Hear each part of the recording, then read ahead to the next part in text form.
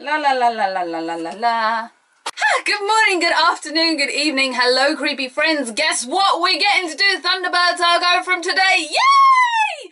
We didn't think we were going to be able to do this because, as I said, people are in the house next week. We've pre-recorded a whole load of stuff for next week. I'm finishing it off today because I'm waiting for Amazon.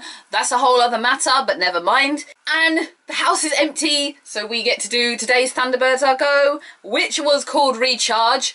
And it was quite a good episode. I really enjoyed this one. It was a Scott and Virgil kind of solo-ish mission, but it had a lot of interesting points that we're going to discuss. It wasn't just in, rescue, out.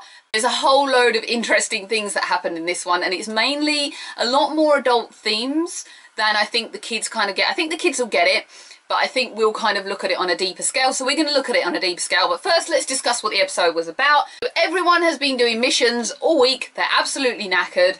And just as they get home and sit their bums down on that nice little round sofa, in comes John, another mission. Alan's asleep. Gordon says, oh, you sure you don't want help? But no, they go off. So where the Northern Lights are, there's a power station. It draws power from the Northern Lights. Malfunctioned.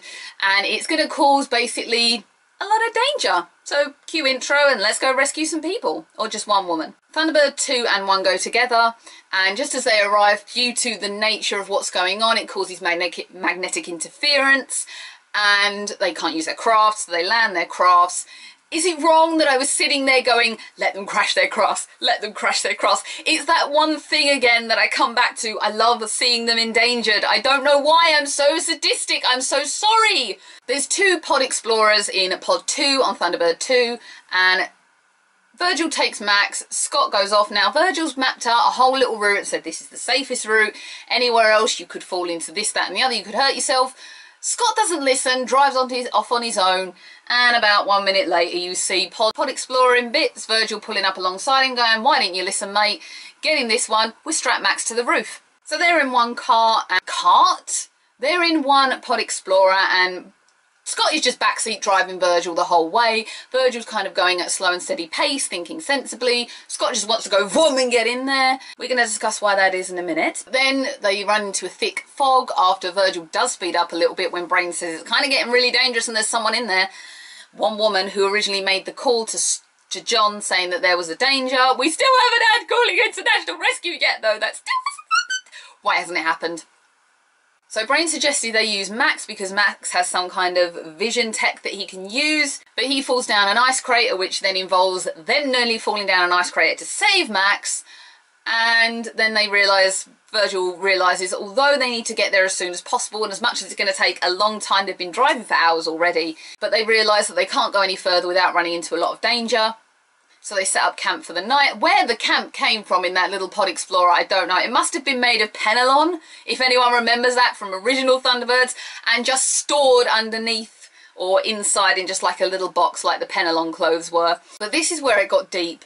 In the tent, Scott and Virgil have a conversation, and it was actually kind of touching, and it really proves a lot of what I've been saying to you guys from the start. Scott feels pressured to save everyone and look after everyone because he couldn't save his dad, or because he can't find his dad. We all know obviously Jeff's missing, and so is Carano, and Scott feels a little like he needs to get out there and just do what he can and kind of make up for the fact that he couldn't save this one person, therefore almost neglecting the idea of their safety, even though he gets so upset, as we saw with the Tomb episode, that any of his brothers could ever be in danger. He wants to push everyone to do the same, to just go all out and almost throw caution to the wind and not consider their safety. I know it's a rule of international rescue to kind of save lives, but they have to protect their own as well.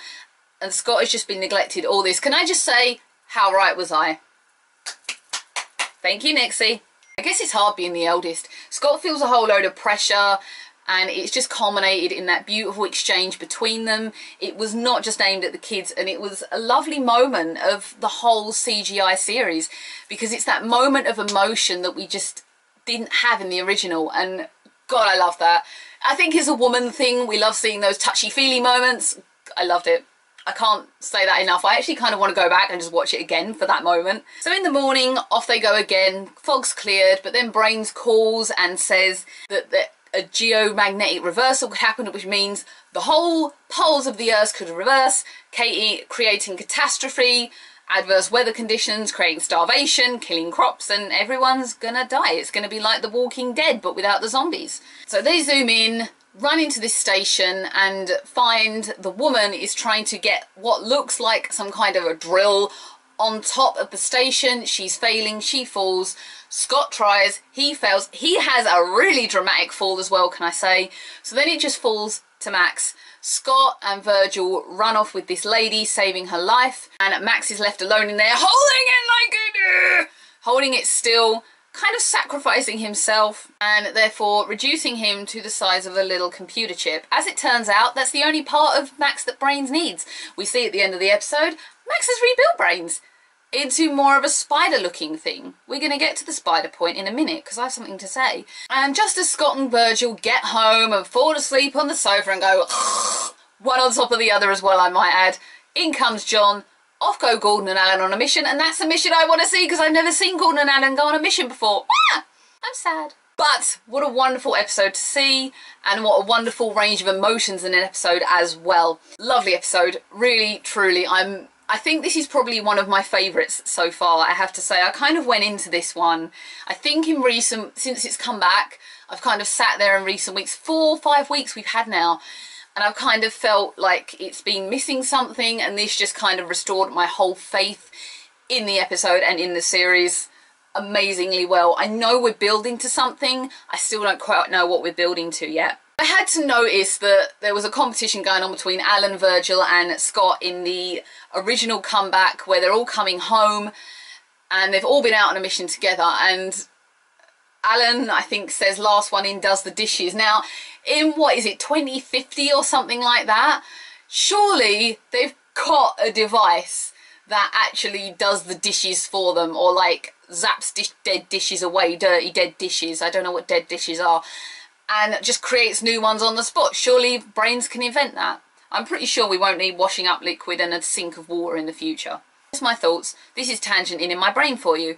That as well, getting from that point, was that our first shot of all the aircrafts coming back together like that? I know we've seen Thunderbird 1 arrive back before in the original. I know we've seen Thunderbird 2 come back, even if it did crash, like when they moved the Empire State Building, but I've never seen all 3 arrive back like that before, and it was lovely kind of to see that moment. I don't know why, it was just something that tickled my little fancy, as random stuff does. Virgil Tracy has vampire eyes. He could be Edward Cullen. Did you notice in those night shots where they're in the Pod Explorer, his eyes are red? And I was like, oh my god, it's actually a sparkly vampire.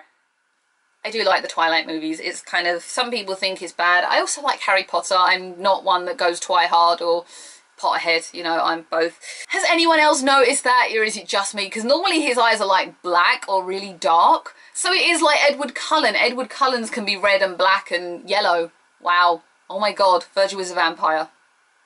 Why does Scott Tracy appear so dumb and childlike? Obviously we know the reason he's drawn and driven to rescue now, but in the start where he's in the pods, it's just like a small child, like complaining all the time, and it was really kind of aggravating me. And I've just kind of come to another point. If Scott and Virgil were going to do this mission together, why did Scott not just go in Thunderbird 2 with Virgil? Why did he have to take Thunderbird 1? I'm a little bit confused about that. I just realised that and raised that own point in my brain. Didn't enjoy that aspect of Scott. Normally he's the one who's just the head, and he felt like he was being Alan in this episode. And is Max Spider-Man? Did you see when Max was climbing the structure to go and save this station that he had web shooting out of his little hands like Peter Parker? Oh my gosh! Brains has invented a mechanical robot Spider-Man. I need a John episode though. I'm really missing my John Tracy fix. I'm sad without John Tracy. Please do me a John Tracy episode. I bet that's going to happen next week now, isn't it? Please! As I've said a million times, I love this episode. I'm so pro this episode, and do me more episodes with emotions like that, because it's totally lovely. And that was Recharge. And let's go on to next week, where we hit December. We are going to be officially so many days away from Christmas. Who's done their shopping? Did anyone go out for Black Friday yesterday? It is so ironic that all Thunderbirds were knackered in this episode, because that's how I feel. I am so blooming tired. I was up yesterday at about 6 to go out to the Black Friday sales.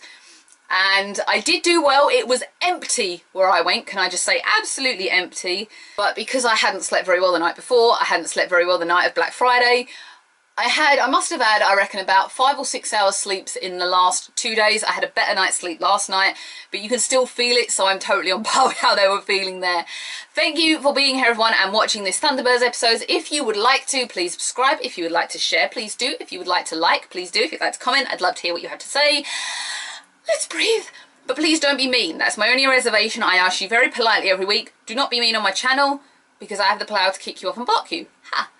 I will see everyone again next week for the next Thunderbirds review. Until then, happy early Christmas. I will see you all again. Bye.